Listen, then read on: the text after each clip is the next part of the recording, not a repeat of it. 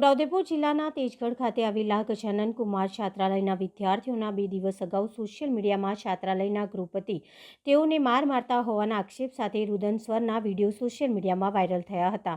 બાળકો સાથે સીધો સંવાદ કર્યો, જેમાં ચોંકાવનારી વિગતો સામે આવી હતી। છાત્રાલયના ગૃહપતિ બાળકોને મારતા હોવાની વાત પર બાળકો અડગ રહ્યા હતા, તો ગૃહપતિ છાત્રાલયમાં નશો કરીને આવતા હોવાની પણ વાત સામે આવી છે। આ સાથે છાત્રાલયમાં બાળકોને અપાતા ભોજનમાં પણ ગુણવત્તાવિહીન હોવાનો ઘટવિસ્ફોટ પણ બાળકો દ્વારા કરવામાં આવ્યો હતો।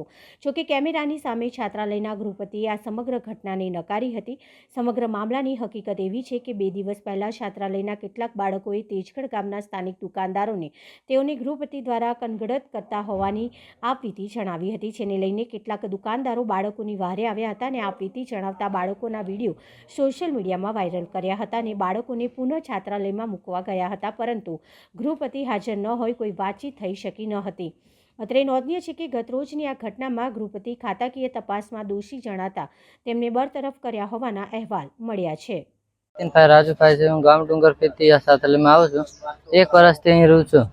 1 વર્ષથી પીન આવે, કોઈક દિવસ ફૂલ હોય, કોઈક દિવસ ઓછું પીન હોય, એટલે ફૂલ હોય કે નહીં ફૂલ હોય ઉગડાવાર દે અને લાતો મેં કે ગારો મા બેન ની દે, કોઈ સહન નહીં કરી શકે એવી ગાળો દે। અમે 1 વર્ષથી આવું બધું સહન કરીએ છીએ। હવે તો 10માં આવ્યા, અમારે વોચવાલા ખાના ટાઈમ में આવું કરે તો અમે શું કરવા? એટલે અમારી એક જ માંગ છે કે ગૃહપતિ બીજો જોઈએ। અને જ્યારે કાગળ પર સહી કરાવવાની વાત હતી શું હતી અને તમે લોકો નીકળી ગયા, વરસાદ પડતો હતો, તમે ગામના લોકો જોડે રજૂઆત કરી, શું હકીકત તે દિવસે બની હતી? કાગળ એક કોરું હતું, એમાં નોમ છોકરાઓનું ને એવું બધું લખવાનું હતું। નોમ છોકરાઓનું એવી વિગતો કઈ નહીં હતી, ખાલી એમનો સિક્કો કર્યો ને સહી કરી, એલું કરીને હમણાં આપ્યું કે સહી કરાવી લાવો। તે એવું આચાર્ય સાહેબની જોડે લઈને જતા, આચાર્ય સાહેબ કે આવા કોરા કાગળમાં મેં સહી નહીં કરું, આની છોકરાઓના નોમો બધું જોવે તો હું સહી કરીશ એવું કીધું। તો અમે આપી જાતે, પછી સાંજે અમને બધાને વરસાદમાં બહાર ઉભા રાખ્યા અને સહી નહીં કરાયેલા કઈ અવારનવાર ગારો બોલે અમને। टाटा नितिनભાઈ રાજુભાઈ।